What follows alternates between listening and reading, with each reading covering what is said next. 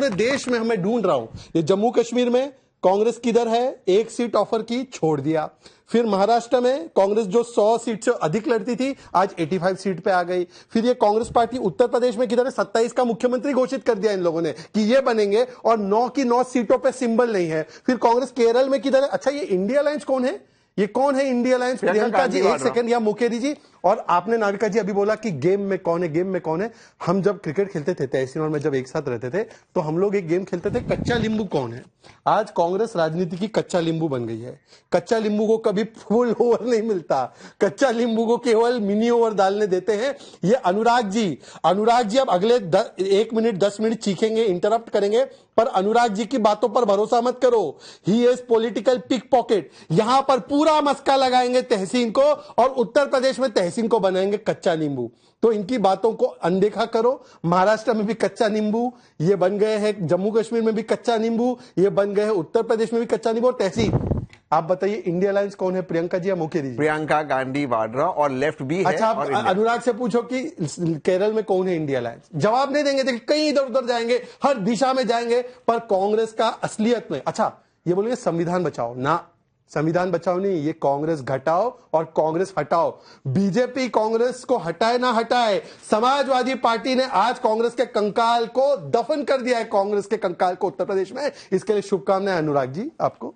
अनुराग जी, पहले नींबू आप लाया करते थे, दाम बताया करते थे, आज कच्चा नींबू शहजाद पूनावाला के नींबू पे सी भी लिखा है, सी फॉर कांग्रेस। आप देखिए, अनुराग भदौरिया जी जवाब विश्वास नामचा जी उतना ही टाइम मुझे देंगे, कोई डिस्टर्ब नहीं। बिल्कुल। देखिए आजकल भारतीय जनता पार्टी के नेता दूरबीन लेके आ रहे हैं। पता दूरबीन क्यों इस्तेमाल कर रहे हैं? वो खोज रहे हैं कोई वोटर है क्या, कहीं कहीं मिलेगा वोट एक आध के नहीं मिलेगा। वो कैंडिडेट हैं क्या, कैंडिडेट भी खोज रहे थे। आज बड़ी मुश्किल से कैंडिडेट दूरबीन से खोज के अभी अनाउंस कर पाए 8 कैंडिडेट। इतने दिनों से खोज रहे हैं, वो भी कैंडिडेट है ही नहीं इनके पास। उधार मांग के ला रहे हैं, भैया आ जाओ, बीएसपी से कोई आ जाओ। अरे भैया कोई समाजवादी है कहीं, कहीं कांग्रेस है कहीं दूसरा दल है कहीं। हाँ भैया होगा, आओ आओ आओ, हमारे पास तो है नहीं भैया, तुम ही आओ। ए भैया तुम किस पार्टी में हो? अच्छा टिकट, आओ आओ यहीं आओ। ए भैया आपको कोई मिला क्या? नहीं, आओ हमारे पास, जल्दी आओ, कल लास्ट नॉमिनेशन, आज ही हम आपको भी फॉर्म दे रहे हैं। इन्होंने बुला के लोगों को टिकट दिए, इनके पास कैंडिडेट नहीं है, कैंडिडेट की कंगाली है, वोटर की कंगाली है, वोटर भी इनको एक पास नहीं है, कोई नहीं है। अब दूसरी बात, एक कच्चा नींबू करते हैं, इनके पास कच्चा नींबू की भरमार है।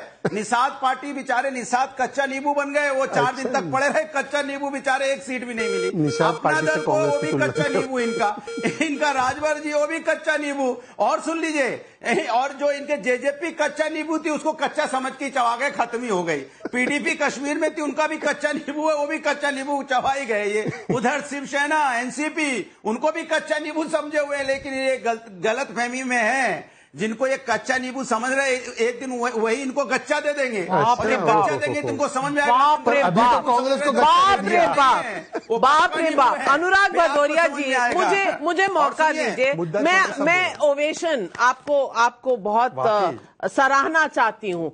सवाल मैंने पूछा नहीं, कांग्रेस पर डिबेट है, लेकिन आप बीजेपी पर ज्यादा बोल रहे हैं। कांग्रेस पर एक शब्द नहीं बोला आपने। कांग्रेस की सारी सीटें निगल गए आप, और फिर कांग्रेस की वाहवाही कर रहे हैं, क्योंकि वो तो बिल्कुल लेटकर आपको साष्टांग प्रणाम कर सारी सीटें दे गए, तो आप तो उनके कसीदे गाएंगे ही। क्या अनुराग भदौरिया जी, हर्षवर्धन त्रिपाठी, आप इसको क्या कहेंगे? ये कौन सी राजनीति है? ये वो अजगर सांप है ना, वो निगल जाता है, सब पता ही नहीं चलता, वो वैसे अजगर सांप निगल गया कांग्रेस पार्टी को, अतः पता नहीं मिल रहा यूपी में कांग्रेस पार्टी का। और ये नेशनल पार्टी है, देश के सबसे बड़े राज्य जहां से 80 लोकसभा की सीटें आती हैं, वहां के बाई इलेक्शन में सुपड़ा साफ होने से पहले अपना विड्रॉ ही कर लिया।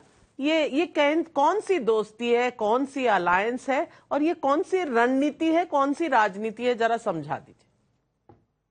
नविका जी, सबसे पहले तो ये कि आप लोग बड़ा अन्याय कर रहे हैं, इसमें अनुराग भदौरिया जी का कोई लेना देना नहीं है, अखिलेश जी का कोई लेना देना नहीं है। असल बात पे आप लोग चर्चा करिए, और मैं उम्मीद करता हूं कि तहसीन भाई उसी पर बात करेंगे। देखिए, हर पार्टी को यह अधिकार होता है कि अपने नेता को सबसे बड़ा बताए। नेता कहीं कमजोर दिख रहा हो तो उसको छिपा ले जाए, उसको ढंक दे, नेता जरा सा मजबूत हो तो उसको इतना बड़ा बताए कि लगे जैसे कि विश्व युद्ध जीत लिया हो या दुनिया का सबसे बड़ा नेता वही हो गया हो। लोकसभा चुनाव में 54 से 99, जब 54 से 99 हुए तो राहुल गांधी को दुनिया का सबसे बड़ा जननायक कांग्रेस पार्टी ने घोषित कर दिया। करना भी चाहिए। लगातार 20 सालों से संसदीय जीवन में रहने के बाद राहुल गांधी की परफॉर्मेंस लगभग नील है अभी तक, और ऐसे में अगर 54 से 99 हुए तो वो करना चाहिए, वो बहुत जरूरी है।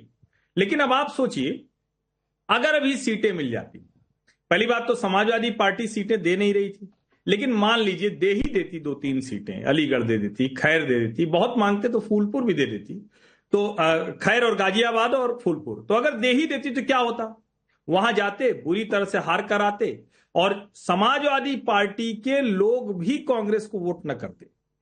ये लगभग आप तय मानिए।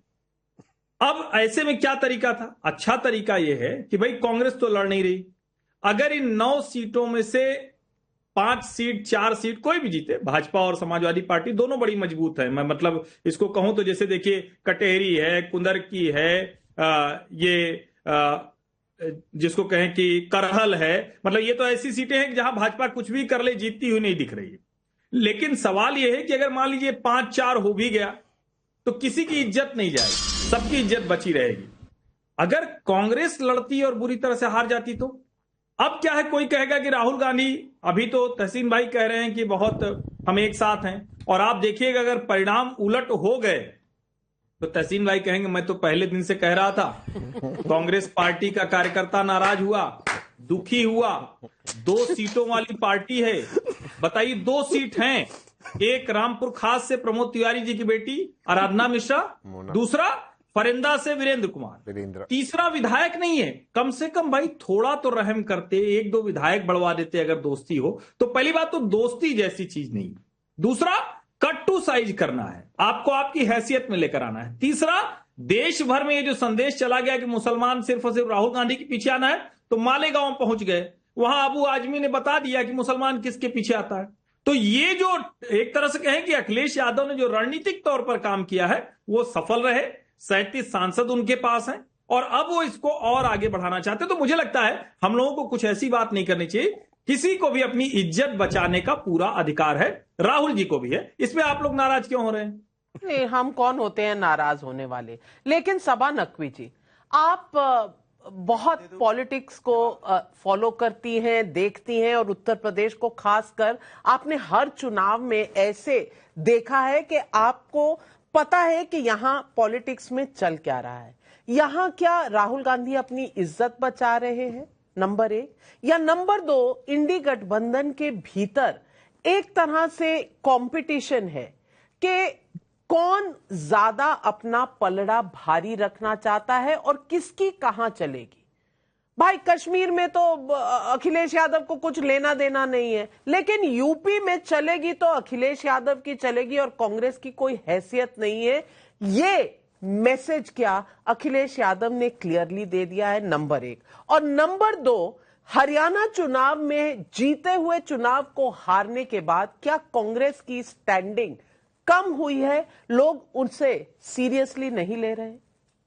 नविका जी नमस्कार। सबसे पहले मैं एक बात साफ कह दूं कि जो एनडीए गठबंधन है, जो इंडी का है, उसमें बहुत फर्क है, क्योंकि इंडिया गठबंधन में क्षेत्रीय पार्टी, रीजनल पार्टी ज्यादा मजबूत है सेंट्रल पार्टी से, और ये हर वक्त दिखेगा।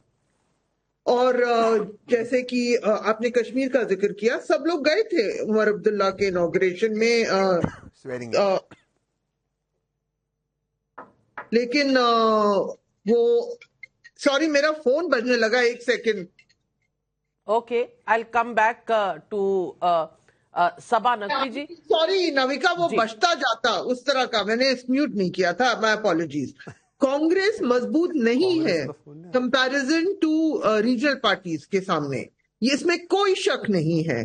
और ये भी सच है हर्षवर्धन जी जो कह रहे हैं कि बहुत हम लोगों ने, क्योंकि वो 100 से 1 सीट कम लेकर कांग्रेस आ गई, तो लोगों ने कहा जैसे कांग्रेस सेंट्रल कॉलम, यहाँ पे जो साइड कॉलम्स है वो मजबूत पार्टियां हैं। और कभी भी मैं नहीं मानती थी। मैं गई भी थी यूपी, हालांकि मैंने इसकी बात नहीं की, अखिलेश यादव से मुलाकात भी हुई कुछ महीनों पहले, इसमें कोई शक नहीं था, उन्होंने जीता था। उन्होंने जो बड़ी चीज इस लोकसभा चुनाव में हुई वो उत्तर प्रदेश